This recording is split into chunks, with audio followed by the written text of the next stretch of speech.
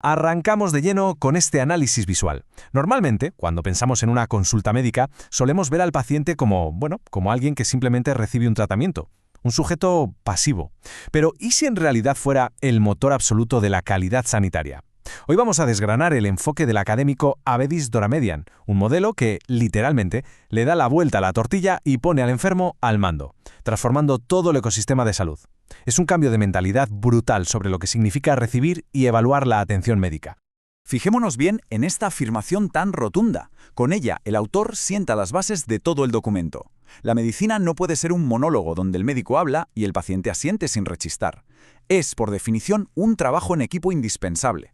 Y esta cita no es un simple adorno, es la brújula que nos va a guiar durante toda la explicación de hoy.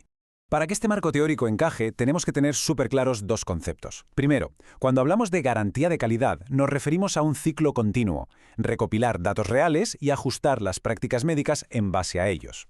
Y segundo, el consumidor. Ojo, no estamos hablando de alguien empujando un carro en el supermercado. Hablamos del paciente que se enfrenta a un diagnóstico complejo, o de las personas que hablan legítimamente en su nombre. Teniendo esto en mente, el texto cobra otra dimensión. El esquema para hoy es claro. Vamos a ver cómo la influencia del consumidor va escalando posiciones en 3 niveles clave. 1. El colaborador. 2. El objetivo. Y 3. El reformador. Empezamos por el primer nivel, el consumidor como colaborador, definiendo, evaluando e informando. En el día a día, el paciente deja de ser un mero espectador para formar parte de un equipo, y lo hace aportando en 3 frentes. Define qué espera, evalúa su grado de satisfacción y aporta información constante basada en su experiencia. Lo verdaderamente revelador aquí es que la satisfacción no se ve como un detalle de buena educación o un extra agradable. ¿Qué va? Se convierte en una pieza estructural, fundamental, para saber si la atención médica ha sido un éxito. Pero claro, enseguida salta la duda de siempre, muchas veces desde el propio sector médico. ¿Qué sabe realmente un paciente sobre las complejidades técnicas de la medicina? Es un prejuicio súper común que cuestiona si alguien sin la carrera de medicina puede de verdad juzgar un procedimiento. Es un reflejo clarísimo de ese clásico paternalismo que siempre ha envuelto a la sanidad.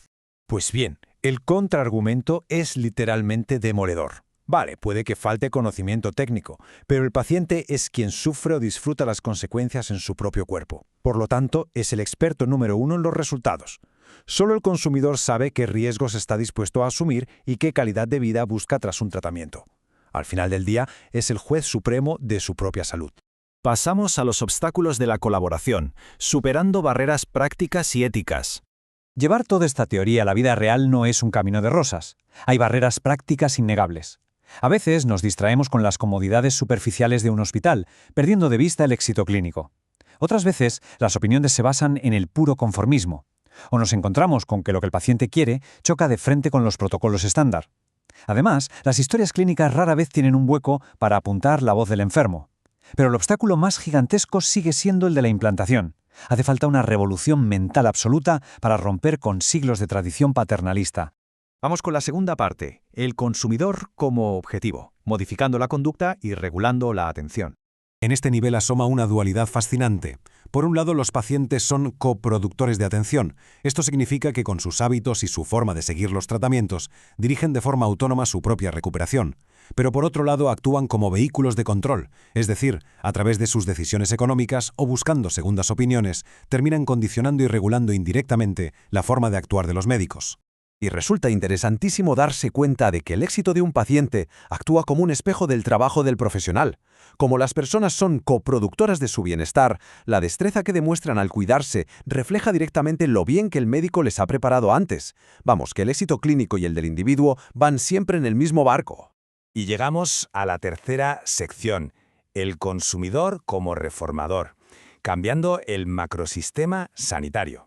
Para que haya un impacto de verdad a lo grande, la influencia tiene que escalar. Todo empieza en el cara a cara de la consulta, exigiendo una mejor comunicación. Luego pasa al nivel administrativo, aportando datos mediante encuestas. Coge carrerilla en el mercado cuando ejercemos nuestro derecho a elegir libremente opciones de salud. Y el punto culminante llega cuando asumimos un rol activo en la sociedad, participando en la acción política ciudadana para cambiar las cosas de raíz. Ahora bien, si vamos a confiar en los mercados como el gran motor de reforma, hay que cumplir unos requisitos previos estrictos. Tiene que haber alternativas reales, proveedores que asuman sus resultados y opciones que la sociedad vea legítimas. Pero el meollo del asunto está en los dos últimos pasos. Necesitamos un acceso sin precedentes a información médica detalladísima y, dada la complejidad técnica de todo esto, la ayuda indispensable de agencias intermediarias que nos sirvan de guía. Y de aquí sale una conexión brillante de las fuentes. Resulta que esa misma información que necesitamos para elegir con inteligencia en el mercado sanitario es exactamente la misma que hace falta para actuar políticamente con solidez.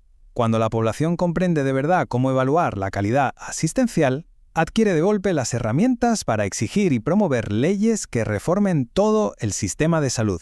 Entramos en la recta final, el fin del paternalismo, forjando un frente común. Para que esta maquinaria de reforma funcione, la idea del consentimiento en colaboración tiene que borrar del mapa el paternalismo de toda la vida, y no hablamos de firmar un papelito legal a toda prisa antes de entrar a quirófano. Es una actitud constante, dinámica. Imaginemos al médico y al paciente sentados del mismo lado de la mesa, pensando juntos y debatiendo para encontrar la mejor solución a un problema de salud complicado.